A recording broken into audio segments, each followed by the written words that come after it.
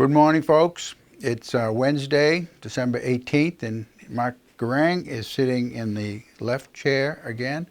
And as usual, there's a lot going on. And welcome, Mark. Hey, Tom. Happy holidays. Merry Christmas. Yeah, thank you. Yeah. How'd the party go?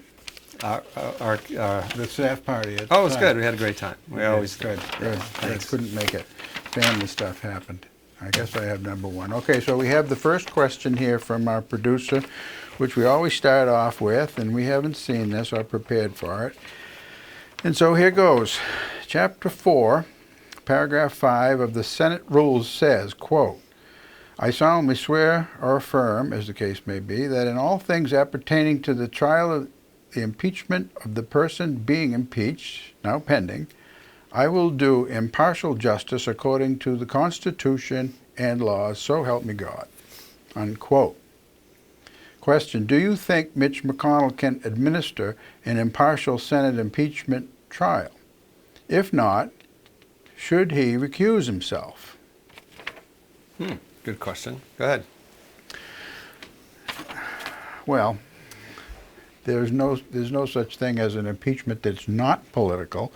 And so can you find anybody who is impartial? Or if they have political bias, can they operate independent of that bias? I suppose anyone could. And, journalists try to do that. Attorneys, judges try to do that. And some are more successful than others.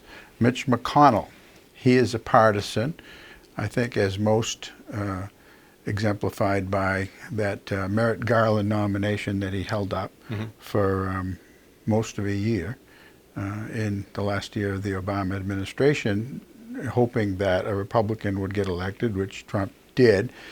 And that has had huge effects on many things, in that the Supreme Court now has a conservative majority, and it's probably 5-4 majority. But if Trump is reelected, or if Ruth Bader Ginsburg all of a sudden drops dead, or someone else does, then it could be a more substantial majority. And I think that is a huge, huge factor in everything. What's going on with impeachment, especially, I think. This impeachment was done by the Democrats for several reasons. Of course, they say, well, we're obligated to. We have to because this president is so far out of line and so forth. Well, I don't buy that. But I think they're playing the long game, which happens to be, by the way, the name of Mitch McConnell's new book, The Long Game, which he's on a book tour now for it. And he does play a long game. He's a very shrewd guy. I would like to have seen him gone. I would like to have seen someone else, a more partisan Republican, in there as a Senate Majority Leader. I wasn't happy with him, nor former Speaker of the House. What was his name from the Midwest? Ryan. Paul Ryan.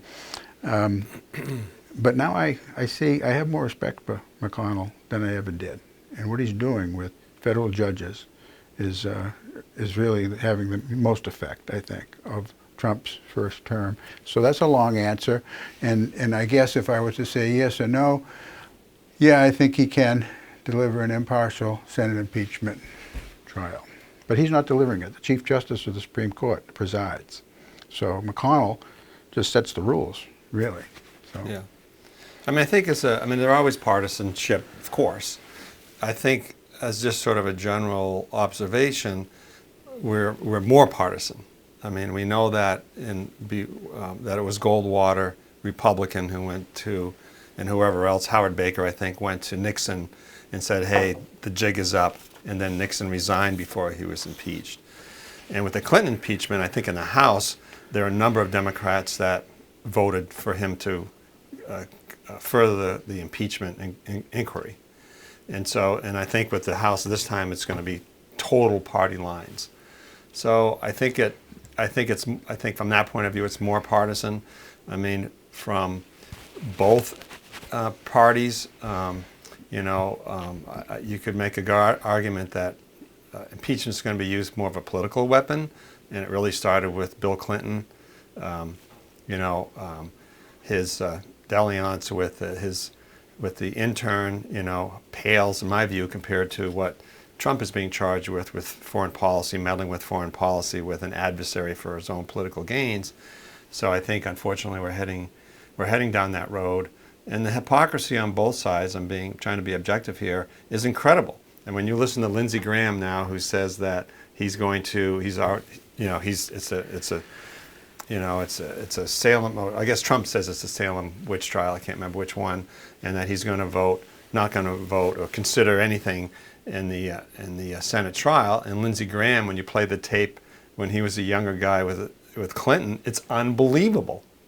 He's saying, "Oh, we have to have it impartial. This is we have to hold up the values of the Constitution." Complete 180-degree turn, and the Democrats do the same thing.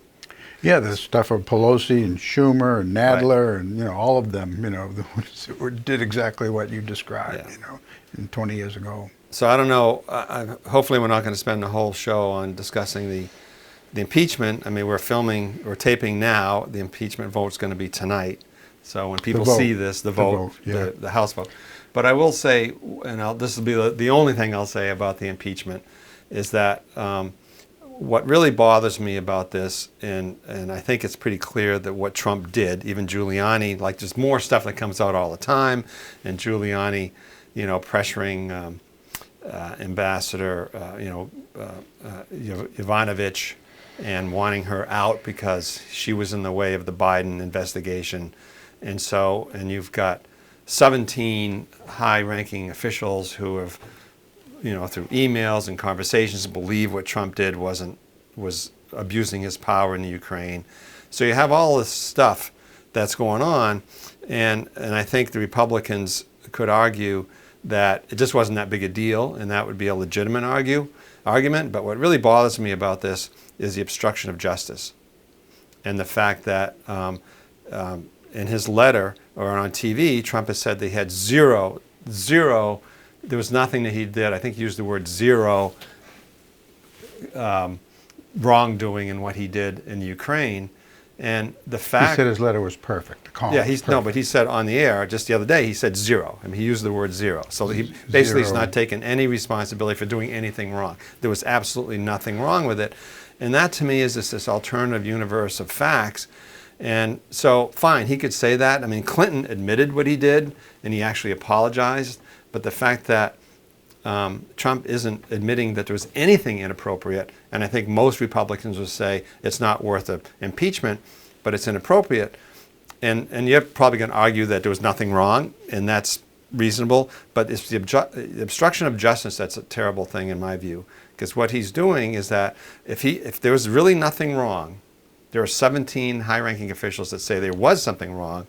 They either resigned or they did all the things that they did, from Vindman to Taylor to these basically people in the State Department and justice system who were fundamentally Republicans to begin with. A lot of them are, because they are in that field.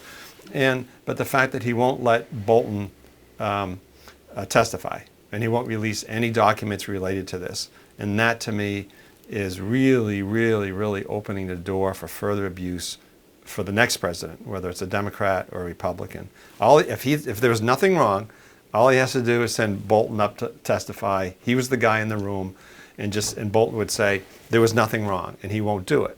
And the reason why he won't do it, because he knows that's not the case, because Bolton is the one who said to his colleagues, you better lawyer up, because this isn't very good, and he called the deal in Ukraine a drug deal.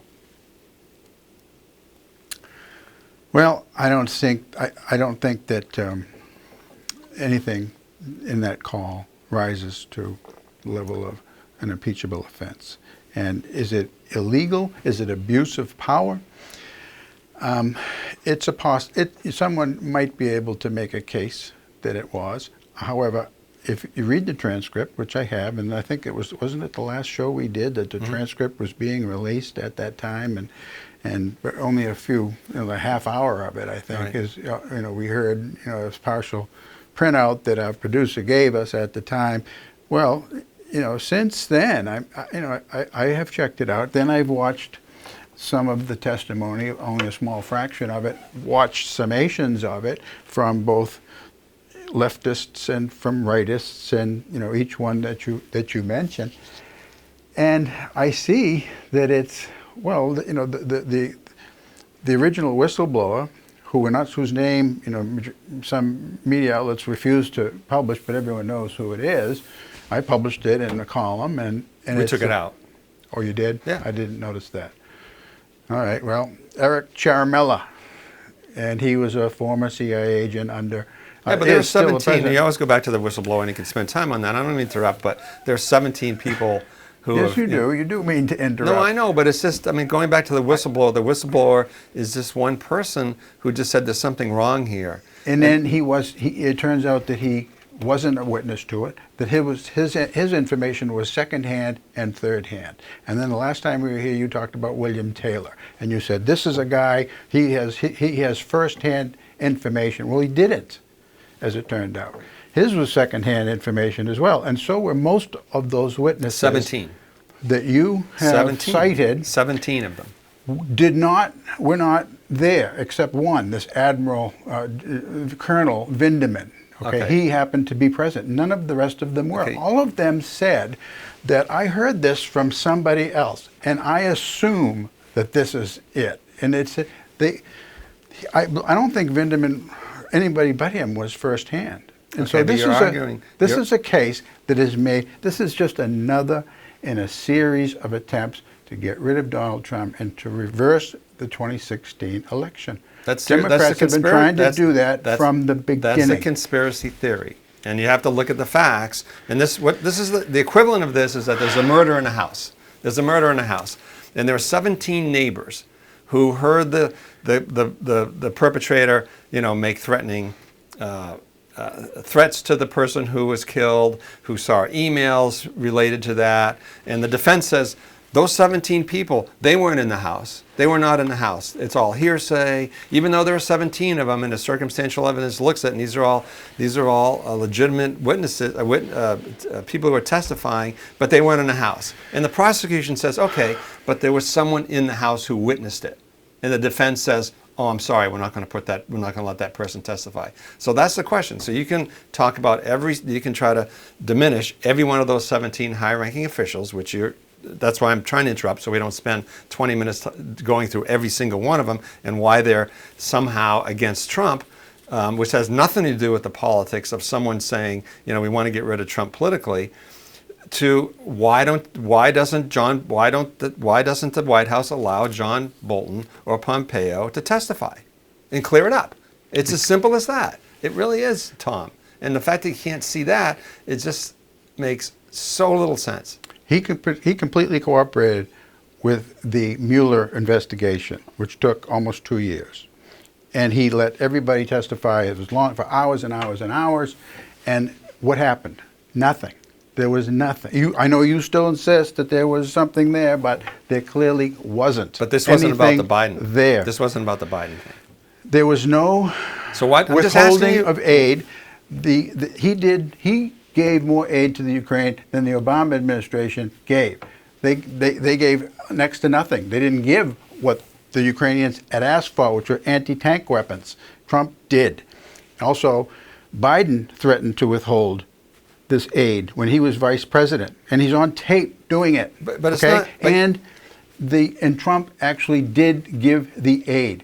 There was never an investigation of the Bidens, any of them, and the aid was delivered to Ukraine. So cover up what? why? There wasn't anything. All I'm asking is a simple question. One, you're conflating the two between Biden holding up the aid. That was official U.S. policy. This wasn't Giuliani, a personal lawyer, going there and doing whatever he was doing and not even being part of the government. So they're not the same. They're totally different situations. And I'm just asking you. I know you want to use all the other excuses basically. But I'm just two questions. Why did Trump withhold the aid during the summer? I was answering that. Why did he? Because he why- cooperated one time.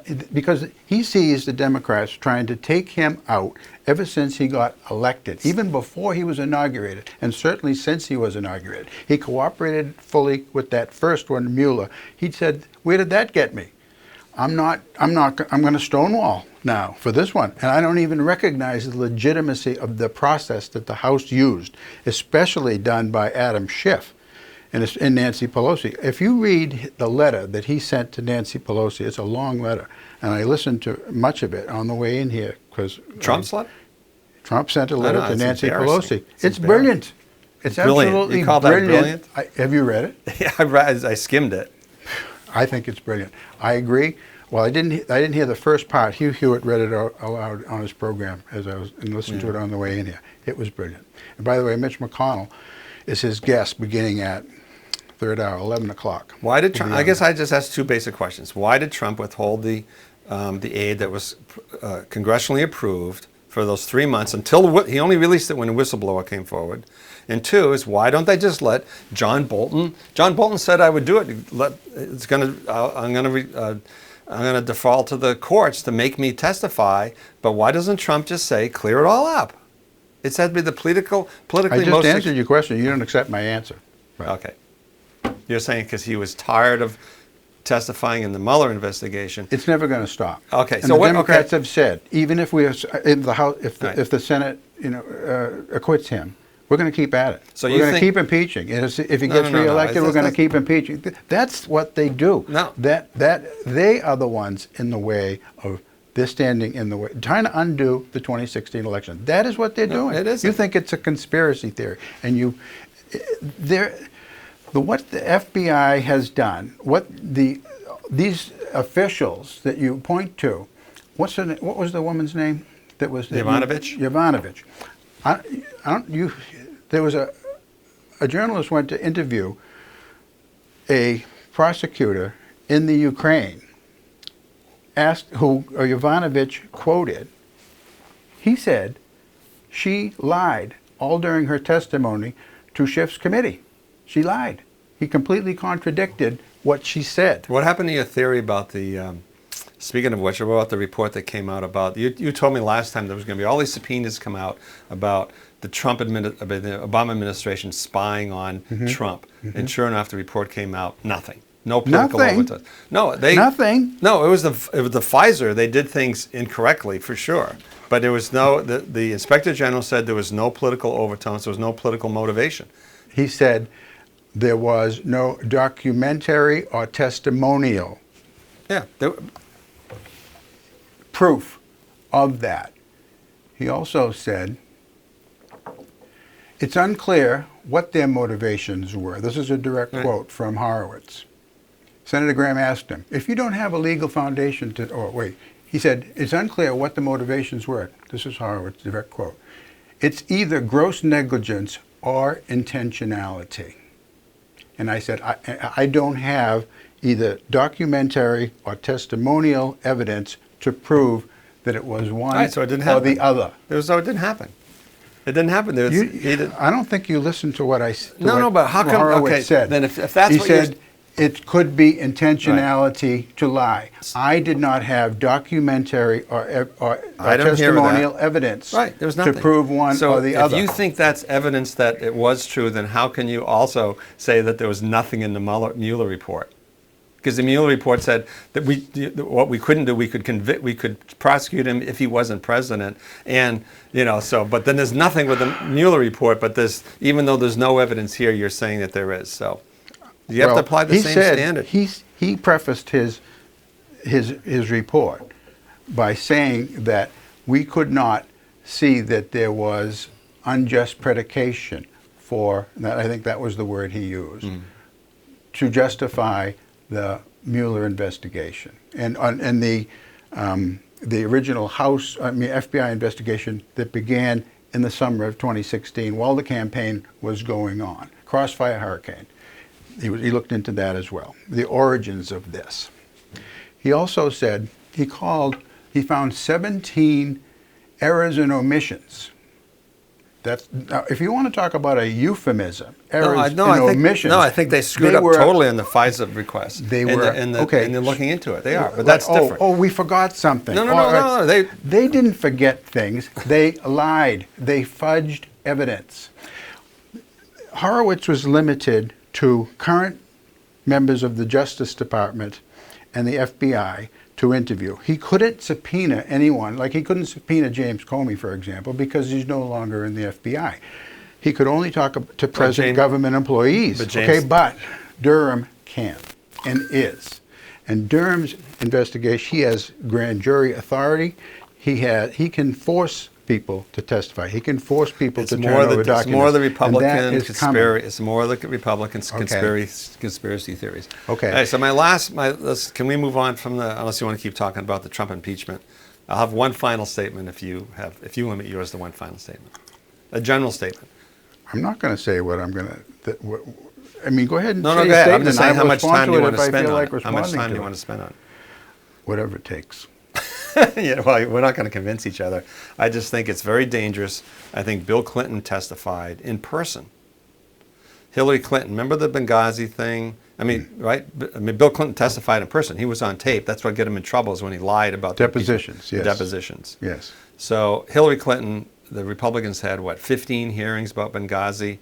And it was that grueling 11-hour thing that she was there. And then you didn't find, I know the Republicans are trying to tag her with somehow it was her fault about the Benghazi thing. And whether it was or not, the worst thing they could say about her is that she just screwed up. But still, the point is that they summoned her to Congress. She testified to all those hearings. And the fact that all of a sudden Trump, and you can make an excuse by saying John Bolton's tired with the Mueller report, but the fact that he has not responded and cooperated in any way with Congress on this is, to me, very dangerous for the Constitution, and it's going to be very dangerous because the next president is going to do the same thing. He's going to act without impunity, and he's going to do something worse than Ukraine, and then he's not going to cooperate. He or she's not going to cooperate. It's just exactly what's going to happen. And it'll be a Democrat next time, and the Republicans, it'll be Lindsey Graham, who now says, oh, it's all the blah, blah, blah, when it was Clinton, who absolutely said we need to be an impartial jury,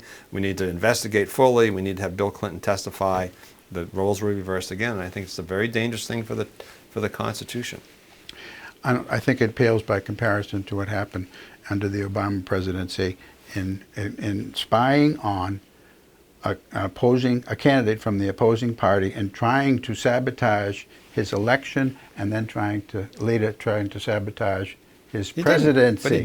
But he didn't. I mean, the idea. Trump was elected, but they did their best in Crossfire Hurricane to sabotage that election. It didn't come out. And they lied to the FISA court in order to spy on the Trump administration.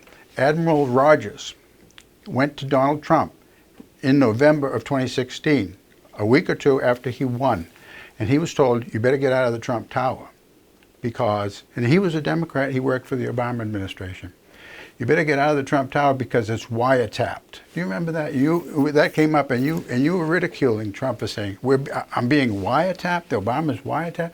Well, guess what? He was being wiretapped by FBI spies, and that is what they were, FBI spies. The and they Inspector had been General just released the report, and then nothing came out, period. I mean, it's just the way it You is. say nothing came out. Nothing came out. Evidently, I don't know, what did you do? Read the first few paragraphs? No, And I then you realized forgot- they were. Then you I didn't realized look at that the rest of the James report Comey, because it's the James same thing James- James Comey did when he said, "Oh, I'm not going to indict Hillary Clinton," and then he went on in that July 4th press conference in 2016 and explained all the reasons why he should.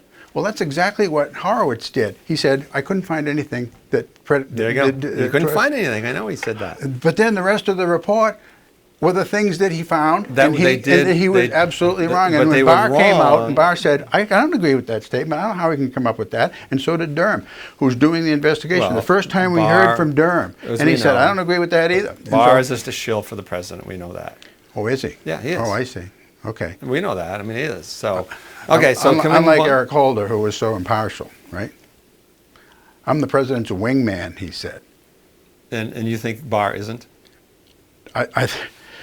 I think Barr sees what I see, and that you don't see, or either, The or Inspector either or General, you refuse the to see. I Inspector don't know General which it cleared it is. of political motivation. I mean, it's really that simple. No, he didn't. Okay, just like Mueller, but Mueller totally cleared Trump, even though he actually said that Trump could be prosecuted if he wasn't president. But you're saying the Inspector General, who said there were he couldn't find any political motivations, but there were. All right. So, all right, can we move on, or do you want to keep? Go ahead. I want to say one other thing. Sure. Here's something else that come out, and it's Admiral Rogers, who I just quoted, right? Yeah. Knew Admiral Rogers during the Obama administration went to the FISA court. Now he was the NSA director, Right. and he said Excuse me. Go ahead. Keep talking. he was the NSA director, and he told the FISA court, I believe it's the judge who's in charge of it now, Right. Collier, and said the Obama administration since 2012 has been using NSA data to spy on Republicans. This is Obama's NSA director telling the FISA court this is what's going on. Now that has not gotten very much attention.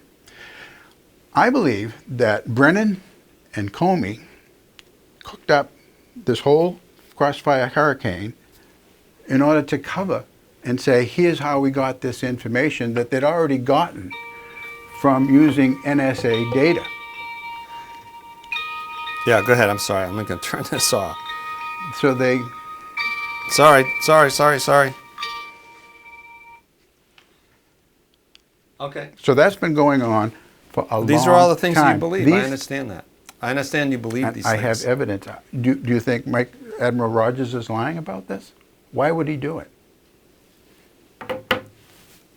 I'm not going to answer that because I did investigate a couple things because you throw out things to me and then they don't seem right and I don't have the evidence because I'm just not Go an ahead. expert in these. So one of them is the whole thing about fracking and the amount of oil and gas we're producing. And maybe you could just reiterate what you've said to me, but basically I think what you've said is that Obama was against fracking and it's been because of Trump that we've had this explosion in the amount of oil and gas we're producing.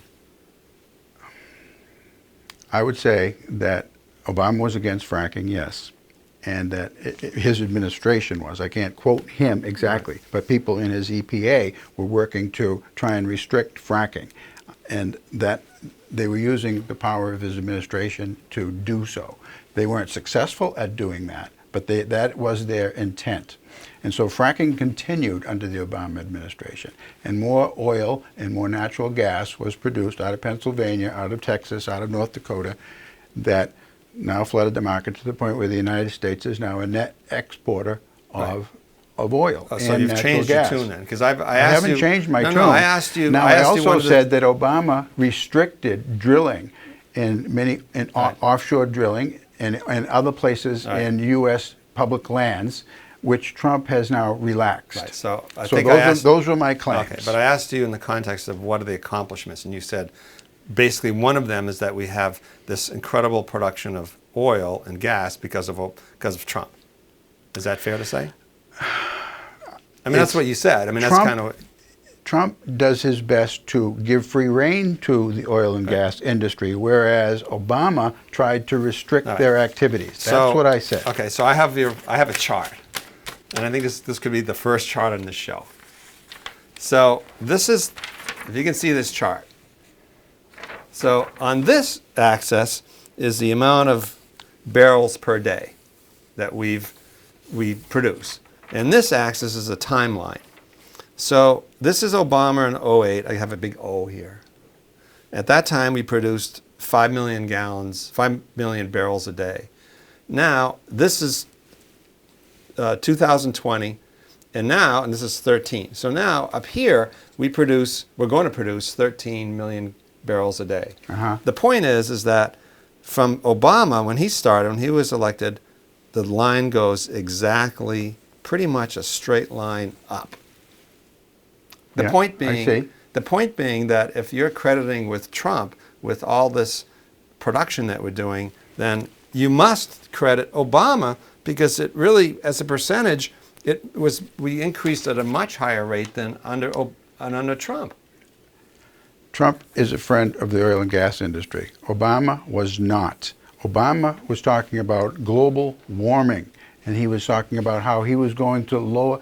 This is the time when the oceans stop rising. That was a big issue for Obama. I was just talking about oil production He was and gas. greenhouse gas. No, but I was just talking about oil and gas. It is a petroleum product, which is what Governor Janet Mills says we want to make the state of Maine completely No, I was just talking about what you said about the oil and gas production. Every Democrat candidate that's running now for the presidency wants to restrict petroleum products. They want to go to alternative. I'm not going. I'm not avoiding anything. This is what President Obama. No, I'm just asking jumped you on that to bandwagon. acknowledge that Obama caused this massive increase. He caused it.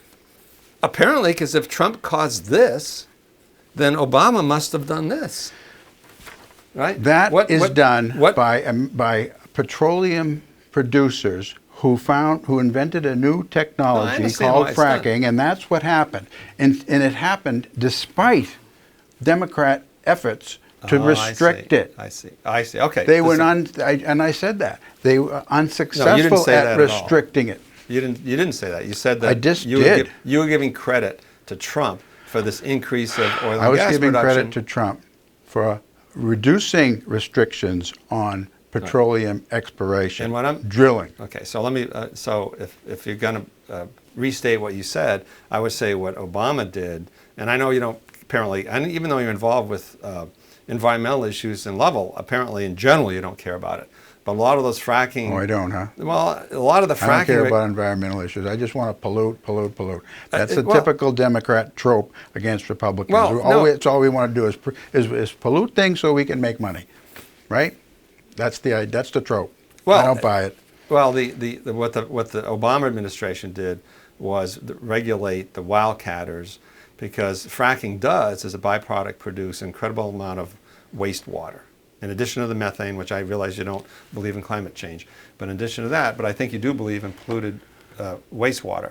So that's what they were doing. That's an issue. So the point is that despite all these regulations that now Trump wants to rescind, is that there's this incredible amount of increased production in oil and gas, despite those basic safety things. It's a new. I don't dispute what you have on that chart. Right. Okay. There we go. So that's what I'm saying. So the fact that Trump now wants to rescind some of these regulations in the balance of everything that were to protect the environment based on this water, to me, is it's not something you should be proud of.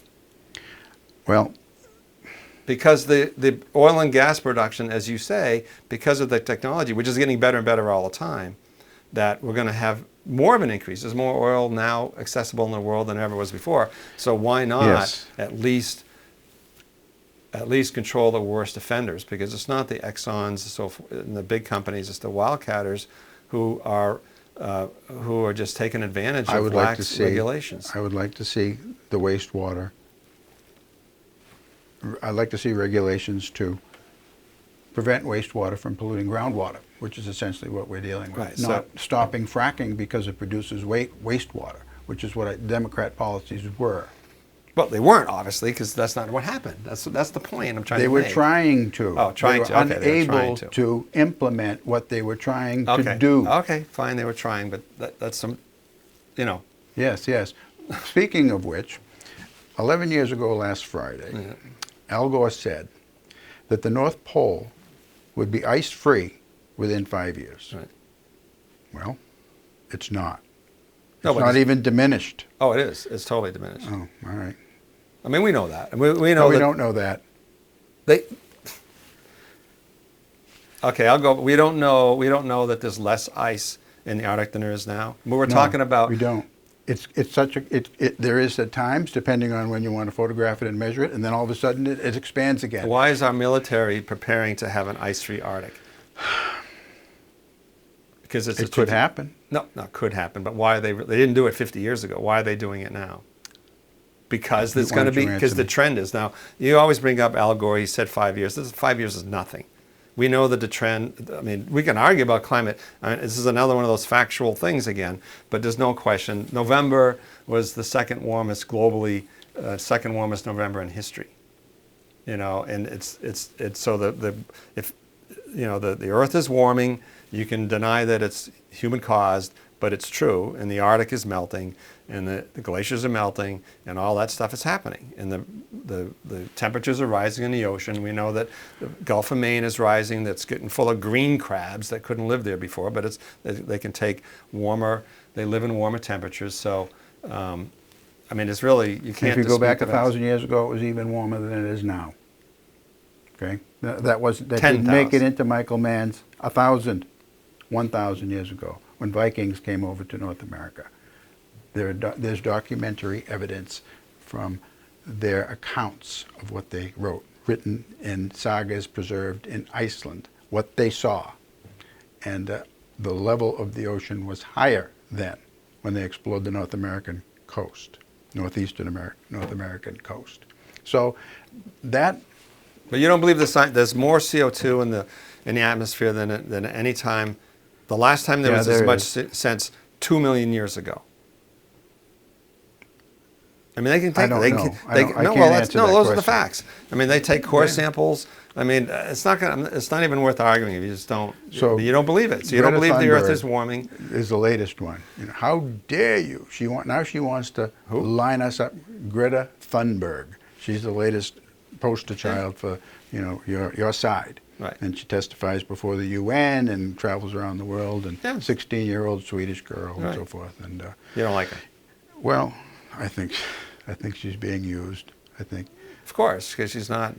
Can't. Of course, there's always a conspiracy about how she's being used and manipulated. She can't be just her own person. But anyway. Well, so the other thing I wanted to talk about. She believes what she's saying. The other thing I wanted to ask you about is you started this discussion, the abortion debate, and we certainly don't want to get into the abortion debate. I mean, why are we bringing it up? Well, you brought it up. So I did? Yeah, last month you brought it up, and it was in relation to the Planned Parenthood and the Leiden trial. The Leiden trial. So, and you made some, and I said you were talking about privacy and recording and so forth. Yeah. And so I said, geez, I'm just a simple country journalist, and I know that you can't record somebody without their consent. And what you had said was, oh, yes, you can if it's a crime. Yes. Do you believe that? In California, yes. So, do you know the what trial is taking place? Huh? In California, that is the law. No. So, do you know about the two consent? Do you know how it works with the? So, I did a little research, just since I should know this. I'm a journalist. So, there are two. They're called. New Hampshire is one of 11 two-consent states. You say two consent? Yeah, and the other states are 38 or whatever it is. They are one consent. So that means that in a conversation, this is why I've always understood is that you really can't record someone secretly unless you tell them you're recording. But it's not secret. Huh? You say you can't record somebody secretly unless you tell them. You can't. You can't record someone secret. Period. So, unless, you're right, so you're semantically challenging me here, but I'm saying is that in New Hampshire, you can't record a conversation of two people without the two people present in the conversation without their consent. Okay. I'll accept that. And then the rest I of the looked states, into it, but go ahead. No, in the rest of the states, it's one person. Like if we're in the other states and it's me, I can record you. Okay, so if I'm recording people, like I used to interview presidential candidates on the phone, and I always said, I'm recording this, is that all right with you? Yes. So now what do you mean two consents? Does I have to ask them twice? No, you have to ask them. Now, that was a courtesy. There's a whole other body of law with right to know about public events and public officials, that there's an expectation. Like we do this all the time. Like occasionally our reporter will interview somebody, right? Yeah. And then they'll write the story and they'll quote the person, and the person will come back and say, I can't believe it's in the paper. And the reporter will say, what do you mean? I identified myself as a reporter. I'm asking you about a story. Yeah. There's a certain expectation that what you're saying is public, right? Yeah. So those type of things. So what I'm suggesting is that when you talk to a presidential candidate about a political something, they're probably not thinking you're talking to them in a private conversation. There's an expectation. No presidential candidate would think anybody who's not their relative is not going to be for public consumption. There's an expectation there. That's all I'm saying. And So what are you getting at? Let's go back to the Daleiden trial. How does Right. what you're saying apply to the Daleiden trial? because what he maintained was, and as it turned out, the Leiden trial, Planned The Daleiden Parenthood. trial, I should remind people, was David Daleiden interviewed several Planned Parenthood abortionists at a public event that and asked them about doing abortions so as to preserve body parts like heads, hearts, things like that, and then selling them on the open market. And for that, during the last presidential campaign, it had an impact. During one of the debates between Trump and Clinton, one of Daleiden's tapes was brought up, saying that, here was this, I think it was a 32-week or 32-week-old fetus, baby, Right. that was born alive, and it was on one of the videos. Okay, that Daleiden really, he used that, it was as an example of a fetus, but that these babies were being aborted at that time. And Hillary Clinton said that was edited. The videos were edited. And none of those, they're not selling body parts. It doesn't prove that they were selling body parts. But they were not edited. Okay, that's what we were talking about the last time. Daleiden is on trial because Kamala Harris, when she was Attorney General, raided David Daleiden's apartment and took all of this evidence because Planned Parenthood was pressuring her to do so. And she prosecuted David Daleiden under these statutes that he's not supposed to, it's against the law to record people without their knowledge. And that, and he was on trial civilly in September. His criminal trial is now coming up, also in California. And so he was found by a judge in the civil suit to be guilty and ordered to pay Planned Parenthood like $800,000 or $900,000. It's under appeal, and we'll see where it goes. So that's what we're talking about here, folks. Go ahead. No, and he did, and they were awarded. The judge ordered. There's like $800,000, and Planned Parenthood was awarded as much as $2.2 million in damages. I guess they settled on $870,000. That's what he's appealing. Mm-hmm. And then, so they were. So what his defense was is that you could that his First Amendment rights were being violated by. Part of his defense part of was his that, was yes. that, and that you could record violent crimes Yes. secretly. So, Yes. but that didn't happen. The judge threw that out. It was a civil trial. Right, the judge threw that out. That's so right. now The- I maintain The judge whose wife works for Planned Parenthood. Okay, so but it went through a couple of courts, regardless, because it has to go through an appellate court. It hasn't yet, Yeah. but it will. Yeah. So we'll see Yes. where that goes. Now, my research, and I didn't. My research showed me, in my half hour of Google research, that you can't use this violent. A defense of if it's a crime, therefore it's legal to record someone, which doesn't make any. I mean, it's just on its face now. So maybe for the next show, you can go back and find in California how that is legal. Because I don't know that. I'm saying I don't know that's the case, because I did look and I couldn't find anywhere. Because in one sense it doesn't make sense. Because if I record you secretly and illegally, and then it turns out that you're arrested for whatever, that means that I wouldn't be charged with a crime for recording you illegally. But then if you go to, right? If I record you illegally, you're saying that if you record someone illegally, it's actually not illegal if the person is it's committing about a a crime. crime. Uh-huh. So why logically that doesn't make sense? I record you, right? Quote unquote, it's illegal. Because they were never prosecuted, therefore no crime was committed. Is Well, that no, what you're saying you're allowed to record someone secretly if the person you're recording is committing a crime, in the Yeah. act of committing a crime. Well, is discussing committing yeah. a crime, which the things these abortionists admitted to Daleiden in his video were illegal. Well, They no, were against actually, the law. And there were 3 congressional committees and law enforcement officials in 13 states, and the 13 states were red states because that's why they were investigating Planned Parenthood, launched investigations into Planned Parenthood after the Daleiden's group released the footage in 2015. None of the probes confirmed any wrongdoing by Planned Parenthood. Planned Parenthood. Who conducted the program? Three The AGs? congressional committees. Congressional committees. And 13 states launched investigations. In those congressional committees in the 13 states, you can imagine, were not liberal groups. Okay, I don't know, but Yeah, go ahead. so I'm just saying. So what they weren't doing anything wrong. These, Okay. you know, and I realize you're I'm Selling just- body parts is conducting abortions and adjusting the abortion procedures you use so as to preserve body parts from the aborted baby is illegal. They didn't- And that is what they admitted doing on David Daleidon's tapes. Well, which, if you watch them, Well, that's what they Well, say. I didn't watch the tape. I'm just going by I the have. 3 congressional, and maybe it's your interpretation of it, but the 3 congressional committees in 13 states launched investigation. They found that there was nothing wrong. I see. That's all. That's that. My case is closed.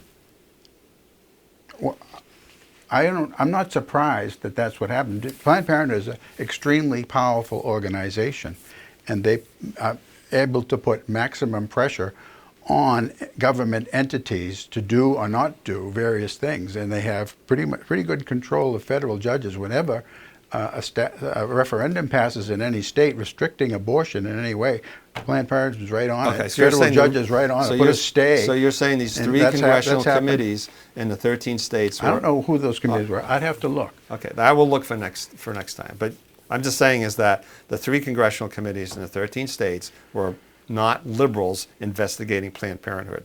They were conservatives investigating. Planned Parenthood and was they selling found body nothing parts wrong. from aborted What about fetal research? babies. What about it? Is that good, bad? Do you accept it? I don't. Personally, I don't. I can't say that it's against the law, but I don't think it's to use dead babies to do research. Is, So even though it offends me. Okay, so even though it led to polio vaccines and measles vaccines, there's no right or wrong trade-off with that. I don't think we should be using aborted babies for research. Okay, that's a belief. I believe that. Okay, I think Bill's saying number 2. He is, yes. A recent attack by a Saudi Air Force member killed 3 people at a naval air station in Pensacola. The perpetrator was in the United States as part of an operational training program for Saudi military students. Following the attack, the Pentagon suspended operational training for all Saudi military students in the U.S. Should the United States permanently suspend the program? Do you think Saudi Arabia should be added to the nations on the president's travel ban? I assume he means immigrants from travel ban. Okay, so immigrants from Saudi Arabia coming to the United States would be banned from traveling. I guess that's all right. What do you think? Want me to repeat it? No. I mean, I think they've suspended the program, right? In the military, that we're not training At least Saudis now. temporarily. Yeah, I believe so. Yeah, there were several other Saudis there. There were anyway. Yeah, we know this. I mean, the Middle East, as we know, it's so corrupt, and we've been part of that for generations. We know the Saudis are corrupt. I mean, we've been our hand in the Middle East for generations now. So we have had our hand. We've had our hand. Yeah, okay. And most people would say that it hasn't been productive in terms of what we've done, whether we've, the Shah of Iran, or or the invasion of in Iraq in 2003. So we haven't been very successful in there. So we definitely deal with our strategic interests, and we deal with the devil. In this case, whether it's the Saudis or whether it's whoever in the Middle East that we've done for generations now. And I guess we could argue about who's the good guy and who's the bad guy, but it's a pretty Are there any sordid... good guys in the Middle East? Well, I think Israel's a good guy in terms of a democracy, for sure. The only one. The only one? The only true democracy, yes. Yeah, the only true, but there are a lot of... You might make a case for Jordan, but... Yeah, we support... we sell Saudis, obviously a corrupt monarchy, for billions and billions and billions of dollars to further our strategic interests there, and that's what we do. We can argue the particulars, and you probably know more about Mideast politics than I do, but... Well, I think It's complicated. I think the enemy, the enemy of the United States and Western civilization is radical Islam, and in Saudi Arabia there's a lot of radical Muslims, and most of the hijackers 9/11. were Right. Saudis. There are, I don't know, 3,000 different Saudi princes, descendants of Ibn Saud, who got rich, first one to get rich, by taking control of the oil and so Right. forth. Some of them give a lot of money to Osama bin Laden. Osama bin Laden's father was a billionaire living in Saudi Arabia from And they Yemen. have those radicalized schools in Yes, Saudi Arabia. that's right. And so that is Saudi Arabia is the head of, well, they're the biggest Sunni Muslim country. Well, Egypt is population-wise, but Saudi is in that they're powerful because they have a lot of money. And but there are radical Muslims in Iran as well who are Shia, and the only thing they have in common is they hate us and they hate Israel, or probably in the reverse order, Israel and us, and those are enemies, and they are making trouble, and we are, like they did in Pensacola, but we have a job in the FISA court set up to monitor just exactly this kind of thing, and tap into conversations so as to get ahead of this stuff and prevent it from happening. And we usually find out that yeah, we prevented this attack, we prevented that attack, and so there's some good FBI agents who are doing that. But now we have to, for our own defense, monitor this, use these methods and so forth. And there is a rivalry, a strong rivalry between Saudi Arabia and Iran. Those are the two most powerful in terms of money and military in the region. And they're right opposite the Persian Gulf from each other. And so I think it's politic for any American leader to exploit that rivalry. And so when Trump praises Saudi Arabian princes and so forth, the new guy the new monarch is in charge there, I don't think he does it because he loves the guy or because he loves Saudi Arabia. He recognizes, I think, that Saudi Arabia produces a lot of radical Muslims like they did in Pensacola. Yeah. But Iran is worse, and so we favor one over the other. And Jim Wilfong said something when he was in a couple of shows ago, and he said that the number one export of the United States worldwide is arms. Now, I haven't followed up on that. But What do you mean the number one expert? I mean, in terms of the Weapons. value that we... I guess, Yeah. total dollar value. And so you alluded to it. We sell a lot of weapons to Saudi Arabia. Right. We sell a lot of weapons to lots of people. Turkey, and Turkey is questionable as to whether they're our ally or not now. And it's a hugely complicated region, which I've been studying hard since the 90s, when suicide bombers first started blowing up Israeli buses. And I really have tried to understand this region. And it seems the more I learn about it, the more confused I am. The more I realize how little I know. Well, And I think that's probably true of everybody. Yeah, well, and it's complicated. I mean, obviously after World War I, we draw lines. We created Iraq. I mean, we westernized, we colonized. We I mean, did. the whole mess. But what do you think? I don't know how much time we have, but what do you think about the neocons kind of like hijacked the George Bush administration and used the invasion of Iraq with the theory that once we invaded Iraq, we were going to release this middle class and return it to democracy. Yeah, nation building. Yeah. So now, obviously, with these protests in Iran, and I would argue that Iran has always had this. They do have younger, westernized They middle do. class, huge. Yeah. So, how much do you think we should encourage the protests now? Those protests, and what could we do? Because much as at the we same can. time, as much as we can. Yeah, Iran is not our friend and never will be. And so I can't say the president should, he has restrictions that he's supposed to abide by in use of assets, intelligence assets and paramilitary assets and sneaky guys former SEALs that are mercenaries now, and they're out there doing stuff all the time. And some of it is probably over the line and we don't know about it, and we maybe don't want to know about it. But should we be doing it? If I was the president, I'd say, no, we shouldn't. But I might say, go do Yeah. it. I mean, we are in a And- precarious time, and we have Iran with the protests. We have Hong Kong, which is a threat to Yeah. China, and how much do we intercede with that? You know, with the Chinese, the new revelations about them having like putting 1 million people into re-education camps, basically Muslims. So Yeah. we are in perilous times. So We anyway. are very. I used to bring up stuff about people being assaulted by wearing MAGA hats. Mm-hmm. I don't know, started about a year or two ago, and I'd bring up something each time, and then I wore one myself. Yeah. And in last September, I think it was, down Congress Street in Portland during the Arts Friday thing, and somebody knocked it off my head, and I was cornered at the end, and you know, You were looking for trouble. I wanted to exercise my rights. You were looking for trouble. I don't wear a MAGA hat Yeah. normally. No, but you were I looking did for trouble, that. but that's fine. I was looking for trouble? I think so.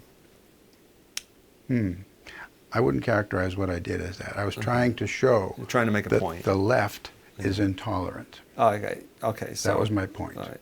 Did you Yes. walk down the middle of Lovell with that, and you think, or did you go to a place where you think I went to a place where you I think you knew there might were think lots someone- of lefties someone- in Portland. that someone would, you know, someone might. You went to a place. I didn't know what would happen. I had an idea. It's kind of that like I would going get. into it's kind of like going to a bar at 2:00 in the morning, and you're thinking, geez, I wonder if I can get into a fight here. In the Let me United do States, that. is it okay to wear a hat in support of the elected president of the United States? And what's And we can't do that here in the what's United States? What's the statement that you're making? You're The making- statement I wanted to make is that the left is intolerant. No, what it means is that what it means rationally is that you went looking for trouble and you found it. I did. Yeah. I was looking for If you trouble. if you wore that MAGA hat down in the middle of North Conway, you think someone would knock it off? Why did you choose someplace in Portland? Wasn't it a black guy who knocked it off? It was. Yeah. Yeah. Yeah. And speaking of which, I mean, you believe that President Trump is racist. I don't believe that. You seem to have evidence of that. I don't think so. Okay. What I've got here is, this is a 14-year-old kid, the age of the kids I taught. He's on a school bus, and he was wearing a MAGA hat that day. And there's something on his sweatshirt that was in support of President Trump. Okay? So here's what happened to the poor kid. I don't need to see this. I mean, I don't need to see it. It's 21 seconds. Yeah, but what's the point? What's the point? I mean, should I come up with videos that show 21 what seconds of happened? someone beating up someone who's gay or transgender? And does that prove that the If right you is can intolerant? find it, Oh, I'm I sure mean- there are. There's tons of examples. I don't know why it's not playing. All right. Anyway, Bill, are we the kid done? got the hell beat out of him. Yeah. Well, And people get the about hell beat out of them eight all black day kids long. just beat the hell out of him. People get the hell beat out of them all the time. Because he people was who are wearing a gay. Trump hat. People who are gay. Oh, here's a good question. Speaking of Jussie Smollett, a gay person who said he was beaten up by two thugs with MAGA hats, Right, and it right. turned out he was Right, those are all lying, sp- and then he was. Right, they're all and then specific- you always go Michelle after the- Obama managed to get him off Right. from But let me ask being you this. prosecuted. Okay, fine. Overruled the. Let me ask you this. So This is an issue, Mark, whether you like it or not, this is an No, issue. those are And sometimes those I- are extreme examples, and I could come up with Are they? 100 examples of gays or transgenders or blacks I being doubt beat it. up. I think you could find more examples of people who say that they don't approve of transgenders or don't approve of homosexuality who are being harassed than you could transgenders or homosexuals who are being harassed. That I think the tables have turned. Hey, Fake- that's just your opinion. fake I don't hate think that's crimes true. as well. But let me ask like you, Jussie Smollett. okay, fake you always hate bring up the crimes. individuals. But let me ask you this. I How bring up facts, when did we- examples. Now, it's not a MAGA hat anymore. Trump wears a hat that says "Keep America Great." So exactly when did we go from, in 2.5 years, when did we go from America not being great to now all of a sudden we're great? How did that happen, and when was that point? When he got elected. Oh, I see. So now all of a sudden we became great. Oh my gosh. Well, it's been a pleasure, Tom. Happy holidays. We probably have a little more time left. Speaking of which, I sent in an email. I didn't get a response. The last one I sent, which was that we need. I would like for you to, and I will too, come up with. I think the parameters for left and right. What comprises the left? What comprises the right today? And what are the issues that each side either champions or disparages? because I think it's in flux. I think it's a Let me, changing let me ask thing. you this, and as an wrap assignment, it as, up. you gotta wrap, So as, an next assignment, time- as an assignment, you got to look up the California right to record someone if it's a crime, and I'm going to look up the congressional committees in 13 states. Will you do that? All right, will you look up left and right? Yeah, I can look up left and right. You ready to do that? 'Cause I know, we're out of time, I know the folks. right doesn't care about deficits anymore. That's one off the bat. That is, well, nobody seems to these days. Well, the left never did. No, the left never did. Okay, folks, we got to wrap it up. I wish we could go on, but we can't. All right. See you in 2 weeks with Jim Wilfong, I think, will be here.